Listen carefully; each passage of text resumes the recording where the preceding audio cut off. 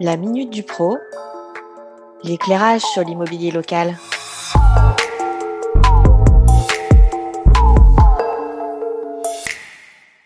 Bonjour, nous sommes avec Monsieur Jean-François Irigoyen, gérant de l'agence Irigoyen Immobilier située à Bordeaux. Pouvez-vous nous présenter votre agence ? Oui, tout à fait. Je vous remercie. Donc, notre agence a été créée en 2000 initialement, donc sous l'enseigne d'IOK. Donc maintenant, ça fait 20 ans que nous sommes présents sur le marché bordelais.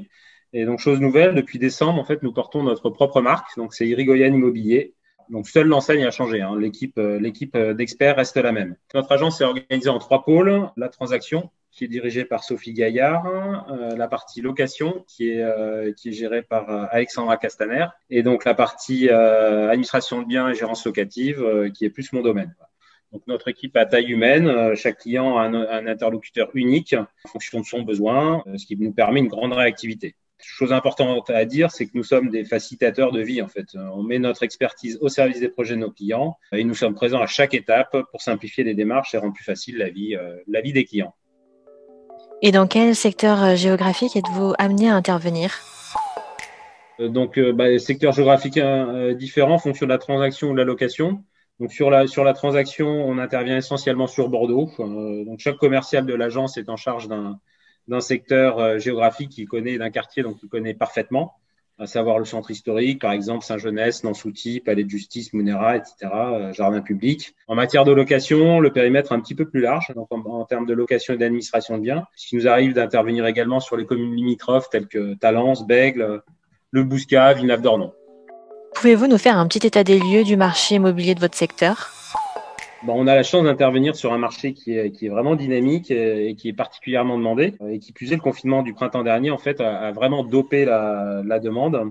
Donc, le Sud-Ouest en général et Bordeaux en particulier attirent de plus en plus, c'est connu. Et en fait, le télétravail a vraiment provoqué des envies de changement, et même pour les résidents bordelais eux-mêmes, en fait, aussi bien en location qu'en acquisition. Donc, ils ont envie d'une pièce supplémentaire, d'un extérieur ou d'un quartier un peu plus aéré. En fait, ça a vraiment dopé le marché. Au final, on pensait que les incertitudes sanitaires refroidiraient le marché immobilier, mais finalement, c'est tout le contraire qui s'est produit.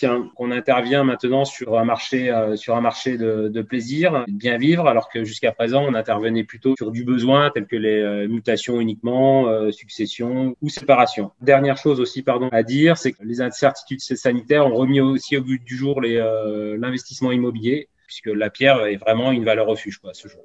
Et quels sont les quartiers ou secteurs où les biens sont plus recherchés à Bordeaux ? Oui, tout à fait. En fait, les secteurs prisés par les investisseurs, c'est vraiment le centre-ville, le centre historique, pour des raisons évidentes. Le tram, toutes les commodités d'un centre-ville. Pour les familles, c'est un petit peu différent, puisque eux vont privilégier plutôt les quartiers qui sont un petit peu périphériques, avec notamment quartier Saint-Genès, donc qui offre un habitat de qualité, constitué des shops et de maisons bourgeoises, en fait, avec jardin. C'est ce qui est vraiment recherché par nos clients acquéreurs. Voilà. En plus, ils bénéficient de la proximité du centre-ville. Le tram est présent. Il y a des établissements scolaires qui sont réputés, aussi bien publics que privés, qui permettent aux jeunes de s'épanouir en toute tranquillité. Si les biens sont en vente au bon prix, quel sera le délai moyen de transaction ? En fait, j'aime pas parler de délai moyen puisque le délai dépend vraiment du prix de commercialisation qui est choisi par le propriétaire vendeur. Quel que soit le type de bien, si son prix est un prix de marché, il trouvera acquéreur rapidement. Donc, j'en profite ici pour préciser que notre agence, donc Irigoyen Immobilier, donc a rebondi sur le confinement pour investir dans du matériel de visite 3D, des visites virtuelles, qui offrent en fait une vraie immersion aux clients acquéreurs ou locataires et qui permettent de retranscrire les distances et les volumes, toutes les cotes du bien à distance en fait. Voilà. Cela permet de garantir à nos clients, à la fois propriétaires, vendeurs ou bailleurs, une continuité d'activité. On l'a testé en novembre dernier et je vous garantis que ça marche. Concernant le marché de la location à Bordeaux, quelles sont ses spécificités ?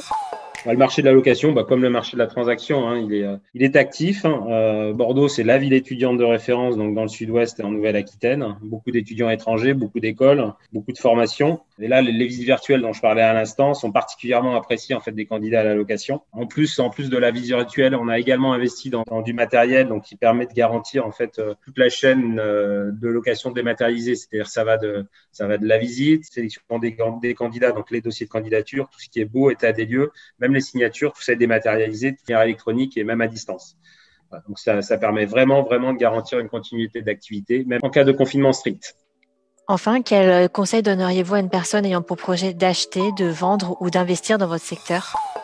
En fait, oui, dans mon secteur, un seul conseil, bon, dans le cadre d'un achat, c'est vraiment réactivité. Donc, je me répète un peu, mais le marché de la transaction est vraiment un marché actif. Donc, il faut être réactif, en fait. Donc, il faut être sûr de son projet, il faut être sûr de son budget. Donc, il faut avoir consulté sa banque avant de se lancer dans des visites, sinon ça sert à rien. Pour le vendeur, le conseil, c'est mettre son bien au bon prix, au juste prix, sans le surestimer, mais sans le sous-estimer, évidemment. Pour cela, il faut vraiment consulter le professionnel, un professionnel de son quartier, de sa ville, qui justifiera en fait l'estimation par rapport à des exemples précis et qui vous guidera donc dans le prix de commercialisation le meilleur possible. Je vous remercie, Monsieur Irigoyen, d'avoir répondu à nos questions sur le marché immobilier de votre secteur.